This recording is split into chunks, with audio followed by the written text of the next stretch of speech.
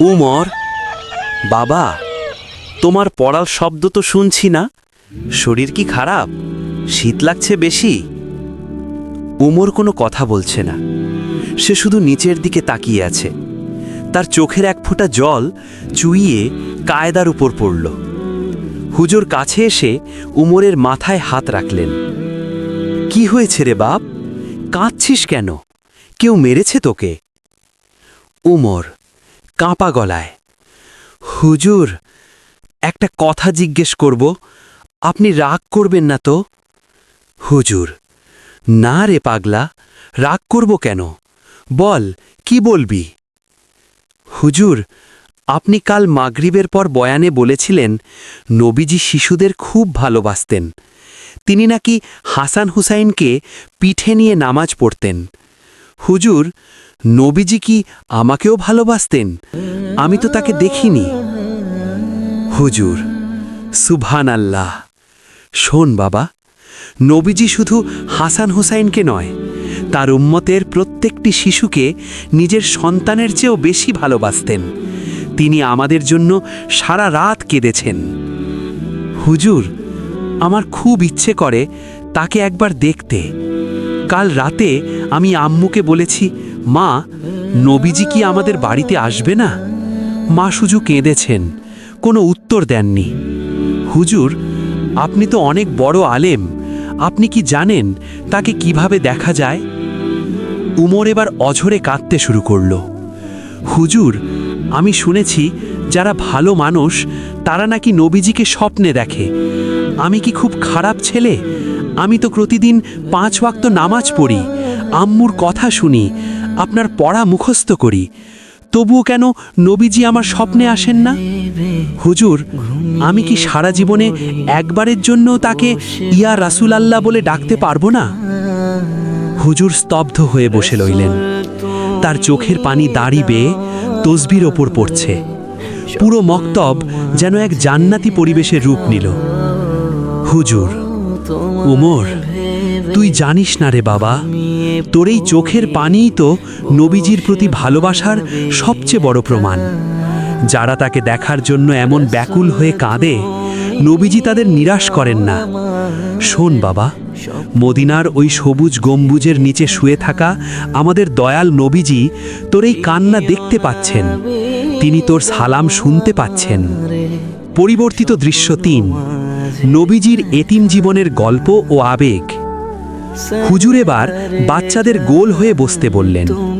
চারদিকে পিনপতন নীরবতা, শুধু দূর থেকে পাখির ডাক শোনা যাচ্ছে।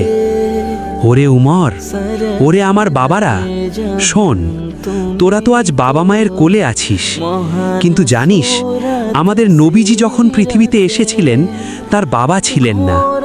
যখন তার বয়স মাত্র 6 বছর, তখন মা আমেনাও তাকে ছেড়ে চলে গেলেন। আমাদের নবীজি ছিলেন এতিমদের আশ্রয়।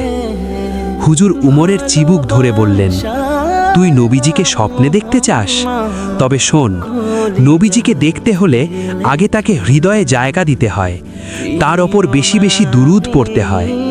তুই যখন রাতে ঘুমানোর আগে আল্লাহুম্মা সাল্লি আলা মুহাম্মদ পড়বি, তখন ভাববি তুই মদিনার সেই মেঠো পথে হাঁটছিস। ভাববি নবীজি সামনে দাঁড়িয়ে মুচকি হাসছেন। তুই কি জানিস নবীজির হাসি কেমন ছিল? পূর্ণিমার চাঁদের চেয়েও সুন্দর ছিল। তার গায়ের ঘাম ছিল মিস্ক আম্বরের চেয়েও সুগন্ধি। হুজুর, আমি যদি স্বপ্নে তাকে দেখি, আমি কি তার হাতটা ধরতে পারবো? আমি কি তাকে বলতে পারবো, হে আল্লাহর রাসূল, আপনার পর আমরা এই পৃথিবীতে বড় একা হয়ে গেছি? হুজুর এবার উচ্চস্বরে কেঁদে উঠলেন। মক্তবের বাতাস যেন ভারী হয়ে উঠল। উমর রে, তুই তো শুধু স্বপ্নে দেখতে চাইস, কিন্তু সাহাবায়ে কেরাম যখন নবীজিকে হারালেন তারা পাগল হয়ে গিয়েছিলেন। বিলাল আজান দিতে পারতেন না। আশাহাদু আন্না মুহাম্মাদার রাসূল আল্লাহ বলতেই তার গলা আটকে আসত। তিনি মদিনা ছেড়ে চলে গিয়েছিলেন, কারণ নবীজিহীন মদিনা তার কাছে অন্ধকার লাগত।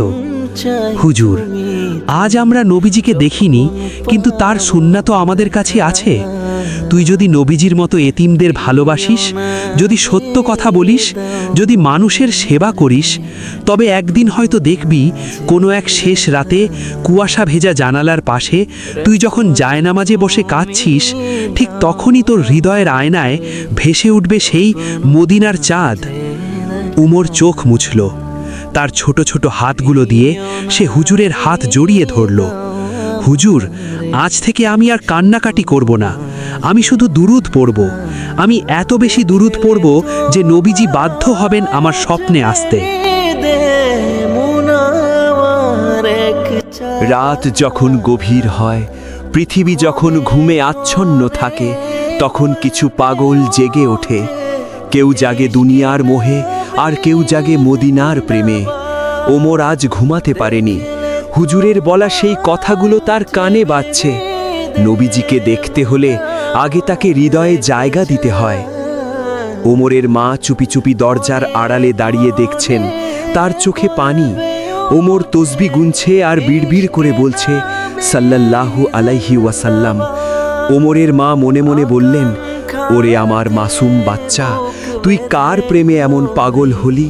এই তীব্র শীতে মানুষ লেপের নিচে ওম খোঁজে, আর তুই 7 বছর বয়সেই মদিনার ওম খুঁজে বেড়াচ্ছিস। আল্লাহ, তুমি আমার বাচ্চার এই আরজি কবুল করো। দৃশ্য 2, মক্তবে ওমরের নতুন রূপ। পরদিন সকাল, কুয়াশার চাদর ছিঁড়ে সূর্য উঁকি দিচ্ছে। মক্তবে আজ অন্যরকম নিস্তব্ধতা। ওমর আজ দেরি করে এসেছে, তার চোখগুলো লাল, বোঝা যাচ্ছে সে সারা রাত জেগেছিল। হুজুর লক্ষ্য করলেন ওমরের হাঁটা চলা, তার আদব সব বদলে গেছে। হুজুর, ওমর, এদিকে আয় বাবা, আজ তোর চোখে এত ক্লান্তি কেন? রাতে কি ঘুমাসনি? ওমর বিনয়ে ও আবেগের সাথে, হুজুর, কাল সারা রাত আমি শুধু দুরুদ পড়েছি। মাঝরাতে হঠাৎ মনে হলো আমি যদি ঘুমিয়ে পড়ি আর নবীজি যদি সেই সময় আমার স্বপ্নে আসেন, আমি যদি ঘুমিয়ে থাকার কারণে তাকে সালাম দিতে না পারি, তাই ভয়ে আর ঘুমাইনি হুজুর। মক্তবের অন্য ছাত্ররা অবাক হয়ে তাকিয়ে আছে। হুজুর ওমরকে বুকে জড়িয়ে ধরলেন। হুজুরের চোখের পানি ওমরের মাথায় পড়ছে। ওরে ওমর, তুই তো আমাদের সবাইকে ছাড়িয়ে গেলি রে। আমরা বড় বড় কিতাব পড়েছি, দিনের পর দিন ওয়াজ করেছি, কিন্তু তোর মতো এই ব্যাকুলতা তো আমাদের অন্তরে আসেনি। তুই জানিস, নবীজি সাল্লাল্লাহু আলাইহি ওয়াসাল্লাম বলেছেন, যে ব্যক্তি আমার উপর একবার দুরুদ পাঠ করে, আল্লাহ তাআলা তার উপর 10 বার রহমত নাজিল করেন। তুই তো 1000 বার পড়েছিস, তোর উপর তো আজ রহমতের বৃষ্টি হচ্ছে রে বাবা। দৃশ্য 3, নবীজির কষ্ট ও উম্মতের প্রতি মমতা। হুজুর এবার ওমরকে সামনে বসিয়ে নবীজির কষ্টের এক মর্মস্পর্শী বর্ণনা দিতে শুরু করলেন। এটি ভিডিওর সবচেয়ে আবেগঘন অংশ হবে। হুজুর, ওমর, তুই তো তাকে দেখতে চাস, কিন্তু জানিস কি, আমাদের নবীজি যখন তায়েফের ময়দানে গিয়েছিলেন, মানুষ তাকে ফুল দিয়ে বরণ করেনি। তারা পাথর মেরে নবীজির শরীর রক্তে ভিজিয়ে দিয়েছিল। তার জুতোর ভেতর রক্ত জমে শক্ত হয়ে গিয়েছিল। হুজুর কাপা গলায়, ফেরেশতা জিব্রাইল আলাইহিস সালাম এসে বললেন, ইয়া রাসূলুল্লাহ, আপনি অনুমতি দিলে আমি এই তায়েফবাসীকে 2 পাহাড়ের মাঝখানে পিষে ফেলব। কিন্তু আমাদের রহমতের নবী কি বলেছিলেন জানিস ওমর? তিনি হাত উঠে দোয়া করলেন, হে আল্লাহ, ওদের জ্ঞান দাও, ওরা তো চেনে না আমি কে। আজ ওরা ইসলাম মানছে না, কাল হয়তো ওদের সন্তানেরা মানবে। ওমর চিৎকার করে কেঁদে উঠে, হুজুর, মানুষ তাকে মারল কিভাবে? তার কি খুব কষ্ট হচ্ছিল না?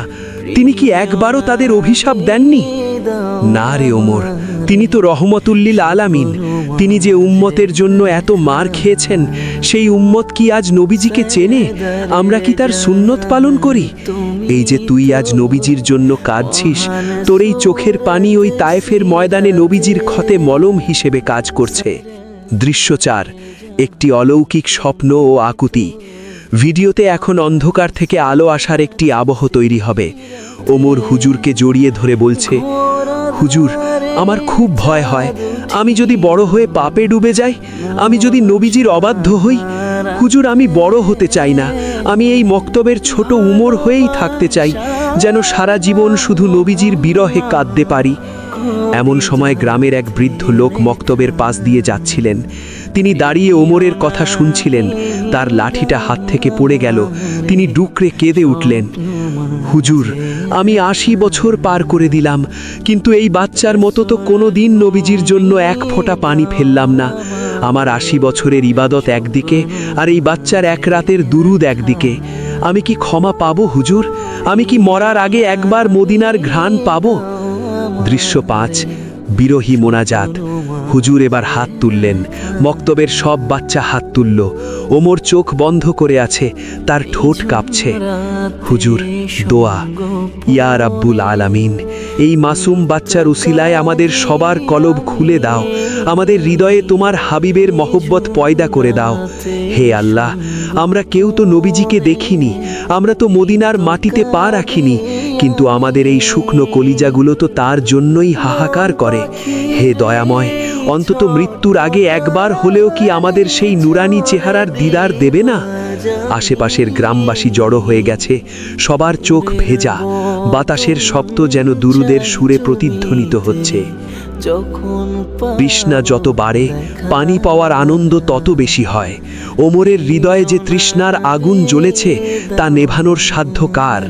সে কি পারবে নবীজিকে স্বপ্নে দেখতে, নাকি এই বিরহ তাকে আরো দগ্ধ করবে?